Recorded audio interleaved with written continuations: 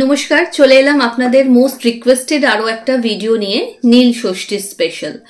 তো আগামীকাল অর্থাৎ রবিবার, বাংলার 30শে চৈত্র 1431 বঙ্গাব্দ, ইংরেজির 13ই এপ্রিল 2025 নীল ষষ্ঠী।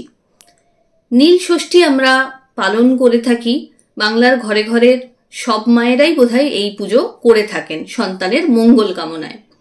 কিছু ক্ষেত্রে একটা মিসকনসেপশন হয়তো আছে যে পুত্র সন্তান থাকলেই সে বা তার মা নীল করবে, নীলের পুজো করবে, কিন্তু আমি অ্যাসিওর করছি আপনাদের না।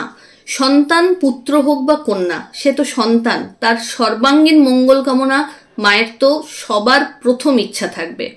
তো আপনার একজন সন্তান, সে পুত্রই হোক বা কন্যাই হোক, দুজনেই তো আপনাকে মা বলেই ডাকবে, বা দুজনকে জন্ম দিতে আপনাকে সমানভাবেই কিন্তু কষ্ট পেতে হয়েছে, সমানভাবেই হয়তো প্রত্যেকটা অনুভূতি আপনি উপভোগও করেছেন। তাহলে কেন পুত্র বা কন্যা এই বিভেদটা থাকবে? অবশ্যই সকলে নীল ষষ্ঠী করুন, যারা পারবেন, শরীর যাদের পারমিট করবে অবশ্যই করুন।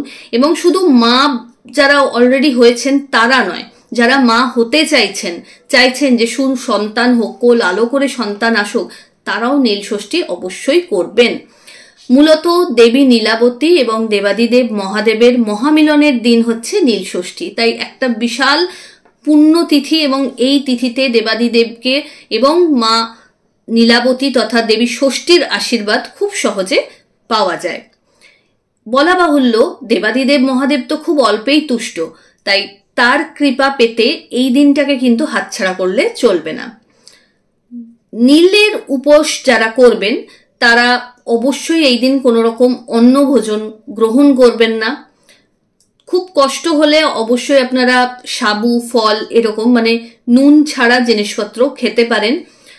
তবে যাদের পক্ষে সম্ভব তারা সামান্য একটু চা শরবত খেয়ে যদি এই উপবাসটা করতে পারেন তাহলে সবচেয়ে বেশি ভালো হয়। এবার শরীর পারমিট না করলে কোনো জোরজার তো নেই। তো সেই জায়গা থেকে আপনাদেরকে রিকোয়েস্ট করব যে নীলের বাতি যেটা দেওয়া, মনে করুন কারো যদি একটা সন্তান আছে সে একটা বাতি দেবে, কারো দুটো সন্তান থাকলে দুটো বাতি দেবে। তো এইভাবে যার যটা সন্তান সে তটা বাতি দিয়ে নীলের ঘর আলো করে। যার সন্তান নেই, আপাতত চাইছেন যে সন্তান হোক, সে আপাতত একটা বাতি দিয়েই দেবাদিদেবকে তার প্রার্থনা জানাবে।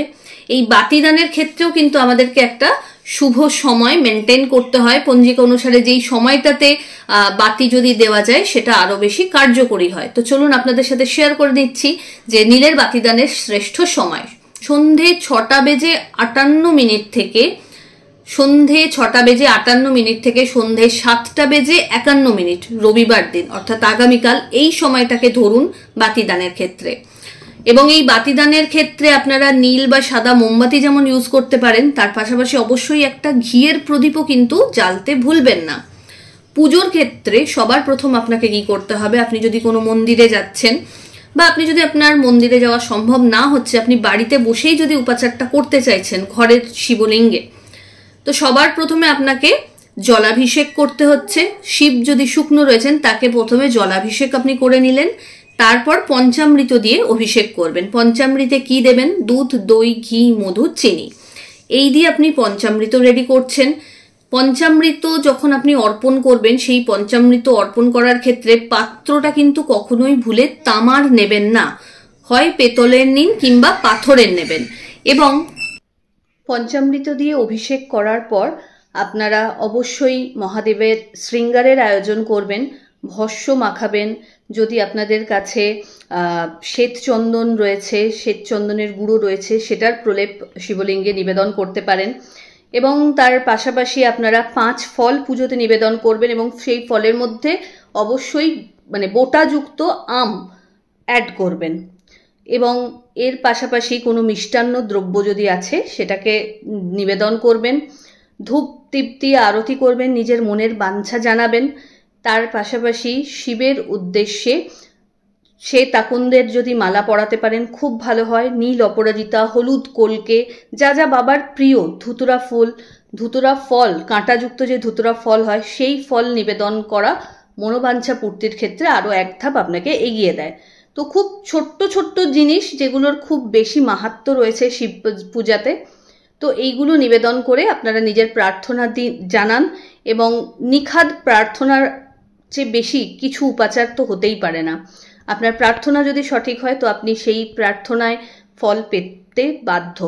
এবং আশা করছি যারা সন্তানের কামনা করে এই বছর নীলের উপাস করবেন, পুজো করবেন, তারা হয়তো পরের বছর নীলে নিশ্চয়ই এই রকমই কোনো যখন ভিডিও আপলোড করব আপনাদের কমেন্টটা জানাবেন যে হ্যাঁ আপনাদের পুজো গৃহীত হয়েছে, মহাদেব আপনাদের কোল জুড়ে সন্তানও দিয়েছেন।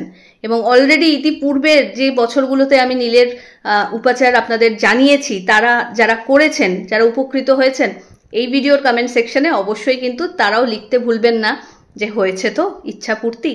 তো শেষ করছি, হর হর মহাদেব।